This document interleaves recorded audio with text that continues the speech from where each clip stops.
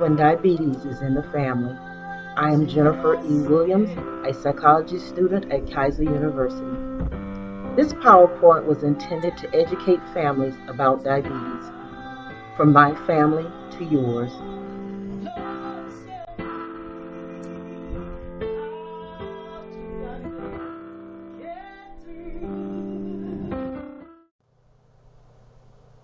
I was diagnosed with diabetes at 40 years old, and I began to wonder and ponder the questions of how did I develop diabetes? How many people in my family had diabetes? And how do they cope with having diabetes and living with diabetes? Diabetes is not inherited. Diabetes is a lifelong disease, and some families are predestined or born to develop the disease. My family and many other families have inherited a predisposition to diabetes. My family has 4 generations of people living with diabetes, and I am in the 3rd generation. As I began to ponder these questions, I began to look at the environment in which we grew up in, obesity in the family, our eating habits. And because we're a Southern family, we love food and family. My family began to fight to control type 2 diabetes and the lifestyle factors and the genetic susceptibility. And over the years, this is what we have learned. In most Southern families, diabetes is known as sugar. What is diabetes? Diabetes impacts the way the body uses glucose or sugar in the blood. The body changes most of the food we consume into glucose. The body uses this glucose for energy. The cells distribute the glucose throughout the body. The pancreas, the organ near the stomach, releases insulin into the bloodstream, and it also controls the flow of glucose into the cells. If the pancreas does not make enough insulin or cannot use insulin properly, the glucose cannot get into the cells and it stays in the bloodstream. And this becomes sugar because the glucose in the blood becomes high, therefore causing diabetes mellitus. In order to control or prevent diabetes, we must first learn the history of diabetes.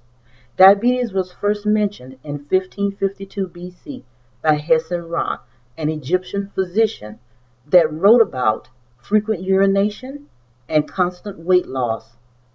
In another part of the world, an ancient healer in China wrote that ants seemed to be enticed to the urine of the people who had this disease. In 1675, mellitus was known as honey, and it was added to diabetes, which was known as saffron. In the 1800s, scientists developed a chemical test to detect glucose in the urine. Now, let's look at early treatments. Diabetes was treated by exercise, and that was the first treatment for diabetes. At that time, horsebite was an exercise, and it was given to relieve frequent urination. In the 17 through 1800s, physicians began to institute dietary changes and managing diabetes. In the 1900s, George Zuller, a German scientist, found an extract from the pancreas that he believed could control diabetes. In 1922, the first diabetic patient was successfully treated by Frederick Banting and his team, and they were later awarded the Nobel Peace Prize. Types of diabetes. There are 4 types of diabetes. Prediabetes, which the blood glucose is high, but not high enough to be diagnosed. Type 1 diabetes is usually seen in children and young adults. The body does not produce insulin at all, and insulin must be taken daily. Type 2 diabetes. The body produces insulin, but the insulin is not working properly, and glucose is not getting into the cells, and glucose levels are elevated. Gestational diabetes are seen in pregnant women. It is when hormonal changes happen in the body. Insulin is a hormone, and the glucose levels become elevated in the blood. Now, we will look at diabetes warning signs and risk factors. Warning signs of diabetes for type 1 is frequent urination, unusual thirst, extreme hunger, unusual weight loss, and extreme fatigue. Type 2 diabetes is frequent infections, blurred vision, cut, bruises that are slow to heal, tingling numbness in the hands or feet, recurring skin, gum, or bladder infections. And these warning signs affect both type 1 and type 2 diabetes. Now we look at risk factors.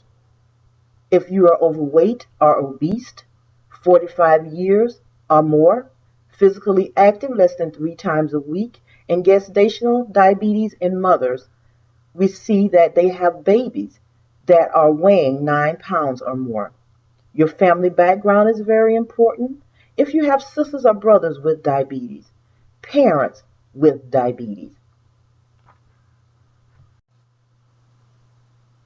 Now, let's look at diabetes warning signs and risk factors.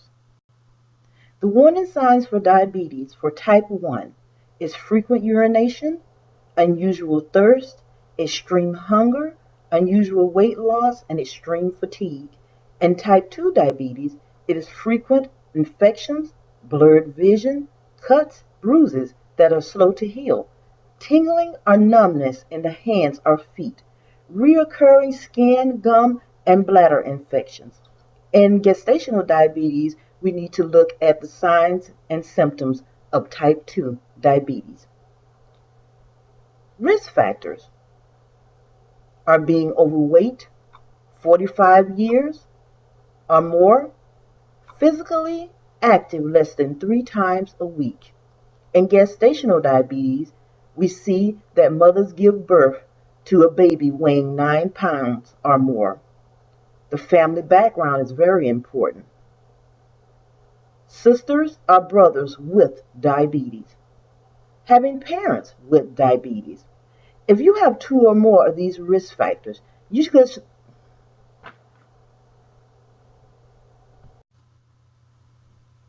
When my sister started to research our family history, we started to notice that our family members died, but they died from complications of diabetes, not from diabetes.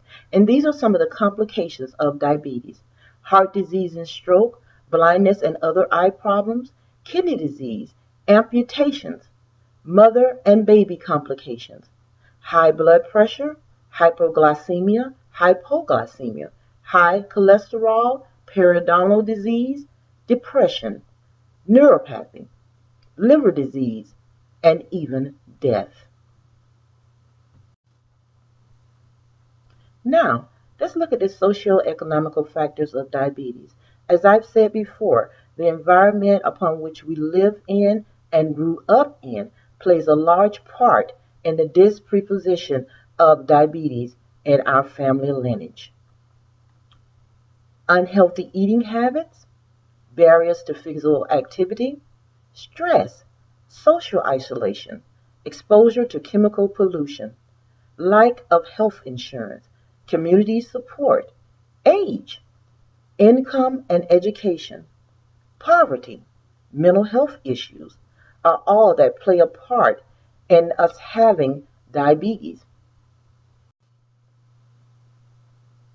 Diabetes statistics. According to the CDC, our Center for Disease Control, 29.1 million people are living with diabetes in the U.S. alone. 21.0 million people are diagnosed with diabetes. 8.1 million are undiagnosed and don't even know they are living with diabetes. 86 million people have prediabetes. 15 to 30% of the people with prediabetes will develop type 2 diabetes within 5 years. 245 billion will be spent on medical, lost work, and wages for people living with the diabetes diagnosis.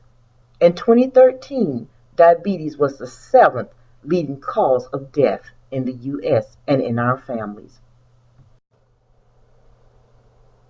In searching for answers about diabetes, I looked at populations at risk. And African American families are extremely affected by diabetes. Asian Americans, Native Hawaiians, and Pacific Islander families are at increased risk for diabetes. American Indians and Alaska Native families are the highest age-adjusted occurrence of diabetes among all U.S. racial and ethnic groups. But please remember, we are all one big happy family. How is diabetes treated? In pre-diabetics, there are intervention programs to make lifestyle changes that could lower weight, increase physical activities, and return the glucose levels to a normal range, and to prevent type 2 diabetes. Type 1 diabetes is called insulin dependent because insulin is needed daily to lower glucose levels in the blood. Type 2 diabetes is called non-insulin dependent and may require oral medication or insulin to reduce glucose levels in the blood. In gestational diabetes, a diet is used, regular physical exercise, and/or insulin. After pregnancy, the hormone insulin level may return to normal or it may not. If the hormone does not return to normal, then the mother may be put on oral medication or insulin to control the glucose levels in the blood. How do we manage diabetes? In pre-diabetes, change of lifestyle is very important to lower the blood glucose levels in the blood. In type 1 diabetes, because the patient will need insulin daily, they are usually put on injection or insulin pump for survival. Type 2 diabetes, insulin or oral medication along with lifestyle change can reduce the glucose in the blood. And if not, then they are put on oral medications or insulin. Gestational diabetes, diet, exercise, and/or insulin. After birth, the glucose level usually returns to normal, but if not, the mother is put on oral medication and/or insulin. In this section, I want to mention hypoglycemia, which is low blood sugar, and it is treated with insulin and other oral medications. There are numerous diabetes intervention and prevention programs on the national, local, and state levels. One of them is the National Diabetes Prevention Program, Florida Diabetes Prevention Program, the Comprehensive Diabetes Management Services, and Prevent Diabetes Stat is a program in which doctors and healthcare staff learn how to manage and refer people living with diabetes or pre-diabetes. Florida Accredited Diabetes Education Programs is a program or establishment that accreditates hospitals and people that educate and teach people living with diabetes or pre-diabetes and learning how to control diabetes. And within all of these programs, there are educational coaches, life coaches, exercise programs, different types of programs in order to manage, prevent, and learn how to control diabetes. Diabetes research is an ongoing task. Researchers, physicians, healthcare staff are always looking for ways to better manage diabetes, to prevent diabetes, and to make the life of people living with diabetes better. In 2006, the Artificial Pancreas Project was put into play for type 2 diabetes. And what this does, it regulates the glucose management to reduce the risk of hypoglycemia in type 1 patients. The artificial pancreas is due to enter the market in 2017. The encapsulated beta cell replacement for type 1 diabetes. It is an isolate cell that is wrapped in insulin and is inserted into the body or implanted into the body and is used to stabilize glucose levels for up to 5 years.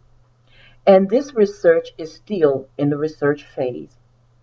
One thing that I thought was interesting in reading articles while doing my research about diabetes was the cone snail venom. And this was used for type 2 diabetes. The venom of the cone snail has insulin in it, and it can bind and activate the human insulin receptors, therefore lowering blood glucose. And this is some of the latest research that is going on for diabetic patients in order to learn how to control and manage diabetes better. What can I do to help my family or my family members that are living with diabetes? These are just some of my family notes or my family love notes to my family. You can call, send cards, notes, postcards, or remind family members of important events. Our doctor's appointments. Use social media to connect with your family. Everyone doesn't live in the same place in my family, so we use social media a lot to stay connected and stay informed of what's going on with different family members. Create a family diabetes prevention program and theme that is tailored to your family and community needs. This helps family members to get up and moving, to lower their blood glucose, learn how to eat, prepare meals together, exercise together, or just communicate with each other as a family. Talk about and educate each other on health issues at family gatherings. Southern families are always getting together for birthdays, family meals, or just to get together. And these are perfect times to educate your family about diabetes and other chronic illnesses that may be in your family. Pay attention to your family members. Some diabetics, they don't talk a lot, but they're losing weight or their appearances are not up to par as you're usually seeing them. This could be a sign that something is wrong. So pay attention to all of your family members as you see them or contact them, and just know what they're going through.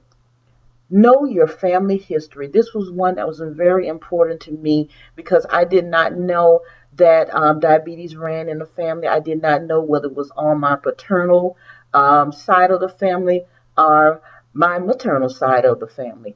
I just didn't know, so I had to learn the history of my family and what chronic illnesses ran in my family. And this is very good to know because if diabetes runs in your family, that means you may be predestined or susceptible to developing diabetes. Check on family members. This is very important with the elderly. Any family member that you know is sick, they are elderly, they are isolated, they are alone, check on them. If you don't live around them, call other family members, connect with them in order to go by and check on them frequently. Support each other at all times. My family supports each other at all times. We call each other, check on each other, attend birthday parties, baby showers. The family that does things together stays healthier. Set goals for better family health.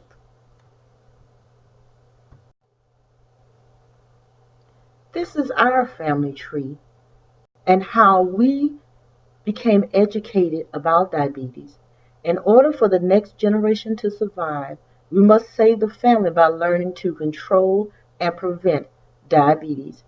And I hope that this education finds your family in good health.